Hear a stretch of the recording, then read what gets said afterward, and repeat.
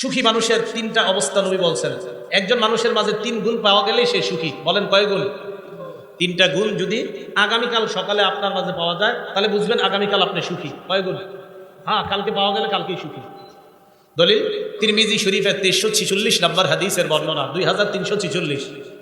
ক্বালা রাসূলুল্লাহ সাল্লাল্লাহু আলাইহি ওয়াসাল্লাম, নবীজি বলেন, মান আসবাহা মিনকুম আমিনান ফি সিরবিহি, তোমাদের মধ্যে কোনো মানুষ যদি সকাল অবস্থা হয় এমন অবস্থায় তার পরিবার নিয়ে সে নিরাপদে আছে। এক নাম্বার, তোমাদের মধ্যে যদি কারোর সকাল এমন অবস্থায় হয় সে পরিবারের মধ্যে নিরাপদ, পরিবার সহ পুরা নিরাপদে আছে। এক। দুই নাম্বার, মুআফান ফি জাসাদিহি, শরীরটা সুস্থ আছে। তিন নাম্বার, ইনদাহু কুতু ইয়াউমিহি, তার কাছে একদিনের খাদ্য আছে। বলেন তো, এক নাম্বার পরিবার নিয়ে সুখে আছে, দুই নাম্বার সুস্থ আছে, তিন নাম্বার কয়দিনের খাবার। নবীজি বলেন, কান্নামা হিজাত লাহুদ দুনিয়া, এই ব্যক্তির জন্য কেমন যেন পুরা দুনিয়ার সব কল্যাণ জমা করা হয়েছে। এই জন্য হালাল খাবেন আর দোয়া করবেন, হালাল খাবেন আর দোয়া করবেন, আরেকটা হালাল খাবেন আর শুকরিয়া আদায় করবেন। আর আল্লাহ তো বলছে শুকরিয়া আদায় করবা, আমি আল্লাহ নিয়ামত আরো বৃদ্ধি করে দিব। আল্লাহ আমাদেরকে হালাল খাদ্য খাওয়ার তৌফিক দান করেন। সূরা তাহা 81 নম্বর আয়াতে আল্লাহ বলেন, কুলু মিন তাইয়্যিবাতি মা রাযাকনাকুম, আমি তোমাদেরকে যে খাদ্য দিয়েছি তার মধ্যে পবিত্র যেটা, এটা তোমরা খাও, পবিত্র খাদ্য তোমরা খাও। সূরা ইউনূসের 59 নম্বর আয়াতে আল্লাহ বলেন, কুল আরাআইতুম মা আনজালাল্লাহু লাকুম মির রিজকিন ফাজআলতুম মিনহু হারামান ওয়া হালালা, নবী আপনি বলেন তোমরা কি ভেবে দেখেছো আল্লাহ তোমাদের জন্য যে রিজিক নাজিল করছেন ওই রিজিকের কিছু অংশ তোমরা হালাল বানাও আর কিছু অংশ তোমরা হারাম করছো। এই যে তোমরা হালাল করো আর হারাম করো, আল্লাহু আযিনা লাকুম, এই আদেশ কি আল্লাহ তোমাদেরকে দিয়েছেন? আম আলাল্লাহি তাফতারুন, নাকি তোমরা আল্লাহর নামে মিথ্যা অপবাদ দাও? এই আদেশ কি আল্লাহ তোমাদেরকে করেছেন কিছু হালাল কিছু হারাম করার জন্য, নাকি আল্লাহর নামে তোমরা মিথ্যা অপবাদ দাও? আমাদের সকলকে আমরা যেন হালালকে হালাল হিসাবে গ্রহণ করি, হারামকে হারাম হিসাবে গ্রহণ করতে পারি, আল্লাহ তৌফিক দান করেন। সহিহ বুখারী 2059 নম্বর হাদিসের বর্ণনা। এই হাদিসটা আমাদের বর্তমান যুগের সাথে আমরা মিলাই দেখেন কি বলে নবী। আল্লাহুম্মা লাকাল হামদু ওয়া শুকর। عن أبي هريرة رضي الله تعالى عنه قال قال رسول الله صلى الله عليه وسلم, আবু হুরায়রা রাদিয়াল্লাহু তাআলা আনহুর বর্ণনা, নবীজি সাল্লাল্লাহু আলাইহি ওয়াসাল্লাম বলেন, ইয়াতি আলান নাসি জামান, মানুষের উপর এমন একটা সময় আসবে, লা ইউবালিল মারউ মা আখাযা মিনহু, মানুষ যাচাই বাছাই করবে না কোত্থেকে সে উপার্জন করে, আমিনাল হালালি আমিনাল হারাম। নবীজি বলেন এমন একটা সময় আসবে যে সময় মানুষ পরোয়া করবে না, হালাল কামাই করলো না হারাম কামাই করলো পরোয়া করবে না, পকেটে আসলেই হয়, হালাল হোক আর হারাম হোক এটা পরোয়া করবে না। এই যুগ নবী বলছে আসবে। আপনারা বলেন এটা কি আসবে?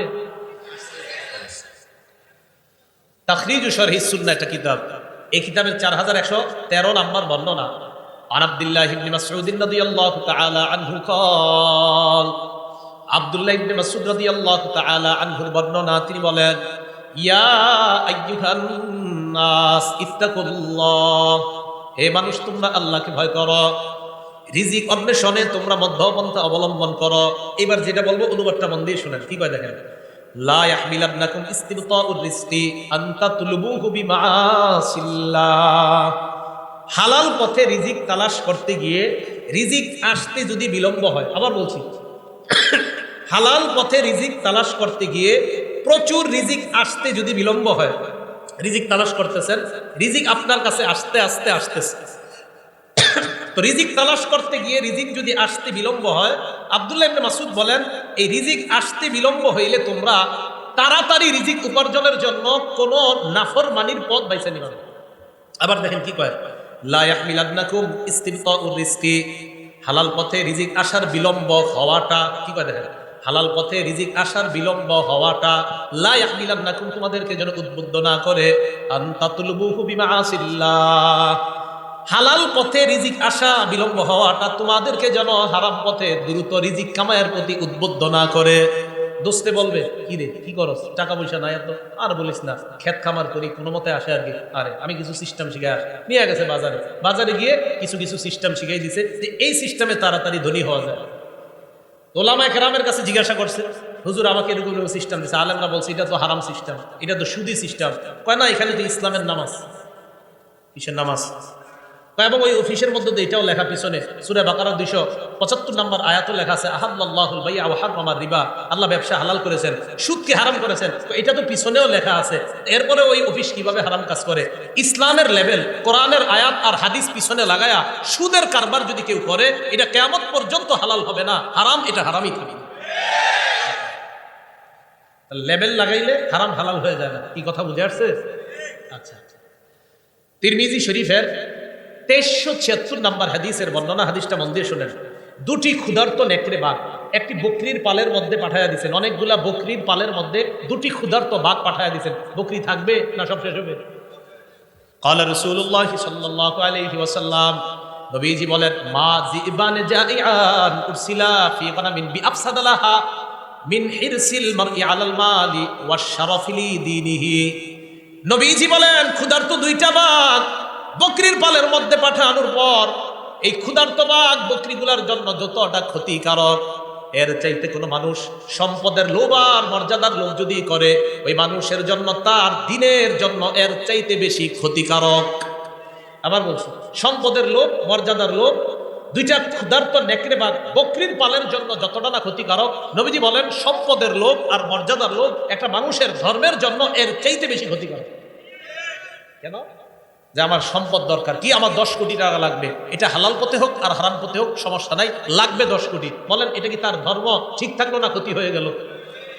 আবার মর্যাদা, ওই চেয়ারে আমাকে বসতে হবে, কিভাবে বসবো আমি জানি না, বসতেই হবে। বলেন এখন যদি অনৈতিক কোনো পথ বেছে নেয়, এটা কি তার মর্যাদা, তার ধর্মের জন্য এটা কি ঠিক থাকলো না ক্ষতিকারক হয়ে গেল?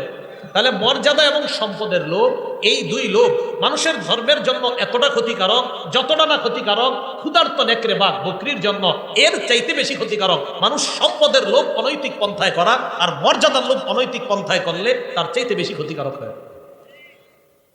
তিরমিজি শরীফ 2416 নম্বর হাদিসের বর্ণনা, قال رسول الله صلى الله عليه وسلم, নবীজি বলেন, লা তাজুলু কদামা ইবনি আদম হাত্তা ইউসআলা আন খামস, বনি আদমের পা, দুই পা নড়বে না কিয়ামতের ময়দানে 5 প্রশ্ন করার আগ পর্যন্ত।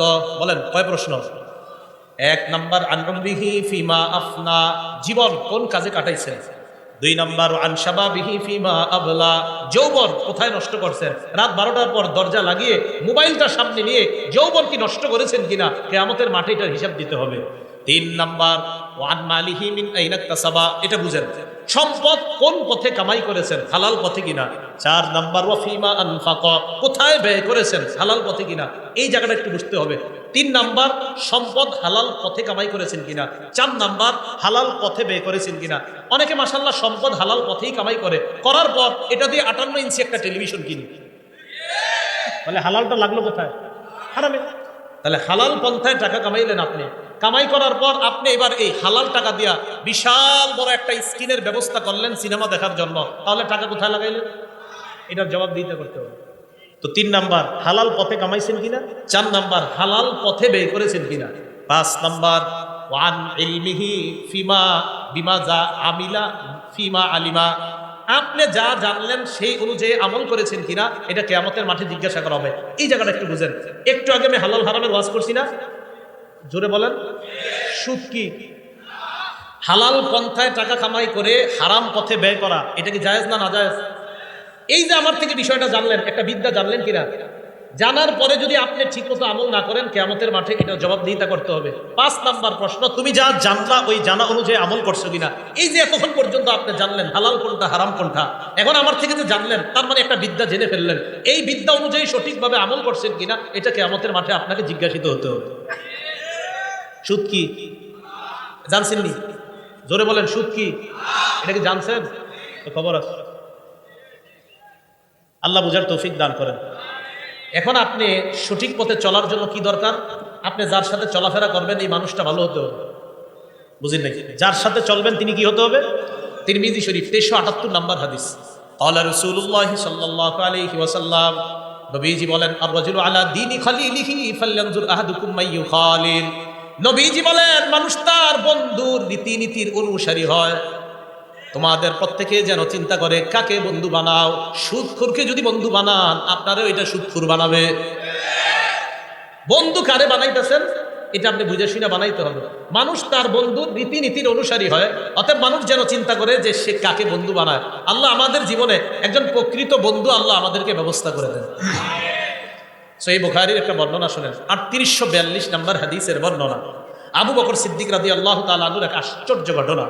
ওনার একজন গোলাম ছিল, আম্মা জান আয়েশা সিদ্দিকার বর্ণনা। কানা লি আবি বকর সিদ্দিক রাদিয়াল্লাহু তাআলা আন গুলাম কানা ইখরিজু লাহুল খরাজ। আবু বকর সিদ্দিক রাদিয়াল্লাহু তাআলা আনহুর একজন গোলাম, তিনি কর বের করতেন। আবু বকর সিদ্দিক রাদিয়াল্লাহু তাআলা আন এই কর যে বের করে আনতেন এটা থেকে তিনি খাইতেন। একদিন এই গোলাম কি করছে, ফাজাআ বিশাইইন, একদিন কি জানি একটা নিয়ে আসছে। আনার পর আবু বকর সিদ্দিককে বললেন এটা খান। আবু বকর সিদ্দিক এটা খাইলেন। খাওয়ার পর গোলাম বলে আতাদেরি মা হাযা, আপনি কি জানেন আপনি কি খাইছেন? কেন কি হয়েছে? কুনতু তাকাখানতু ফিল জাহিলিয়া, আমি জাহিলি যুগে গণনা করতাম, ভাগ্য গণনা করতাম। কি গণনা করতাম? ভাগ্য। কয় মা উহসিনুল কাহানা ইল্লা আন্নী খাদাতুহু, আমি ভাগ্য গণনা কিছুই জানতাম না, হুদাই মানুষের ধোঁকা দিতাম। আমাদের দেশেও বিভিন্ন ওভারব্রিজের নিচে বিভিন্ন জায়গায় জায়গায় ভাগ্য গণনা করা হয়। হয়তো 100 জনের মধ্যে একজনকে একটা কইছে, এটা কোনো মতে লেগে গেছে, ওই একজন গিয়ে আরো 10,000 রে বোকা বানায় এখানে নিয়ে আসে। এগুলা মিথ্যা কথা। এদের কাছে যারা যাবে তাদের ইমানের মধ্যে খতরা এসে যাবে। ভাগ্য গণনা এগুলো বিশ্বাস করবেন না। তো উনি বলেন আমি মানুষের ধোঁকা দিতাম, হুদাই আমি ভাগ্য গণনা করতে পারতাম না। তো কি হয়েছে? আমি যার ভাগ্য গণনা করছি জাহিলি যুগে এরকম একজনের সাথে আমার দেখা হয়ে গেছে আজকে, উনি আমাকে এইগুলা দিছে, আমি আপনারে নিয়ে আসলাম আপনার কাছে। ওই ভাগ্য গণনার যে পারিশ্রমিক, এই পারিশ্রমিক আপনার কাছে আনছি, এটাই আপনি খাইছেন। আবু বকর সিদ্দিক কয় সর্বনাশ। ফাআদখালা ইয়াদাহু, মুখে হাত ঢুকাইছে। ফাকাআ কুল্লা শাইইন ফি বাতনিহি, পেটে যা ছিল মুখে হাত ঢুকায়া সব বমি করে ফেলায় দিছে। সব বমি করে কি করছে? ফালাইয়া দিছে। তাহলে কি বোঝা গেল? হারাম ওনার পেটে ঢুকবে আবু বকর সিদ্দিক রাদিয়াল্লাহু তাআলা আনহু, এটা উনি সহ্য করলেন না, এটা উনি বরদাস্ত করলেন না। এই জন্য আমার আপনার চ্যালেঞ্জিং হলো হালাল গ্রহণ করা, হারাম থেকে বেঁচে থাকা। বলেন কি গ্রহণ করা? হালাল গ্রহণ করা, হারাম থেকে বেঁচে থাকা। তাহলে আমরা হারাম থেকে বেঁচে থাকবো তো ইনশাআল্লাহ, হালাল খাদ্য গ্রহণ করবো তো ইনশাআল্লাহ।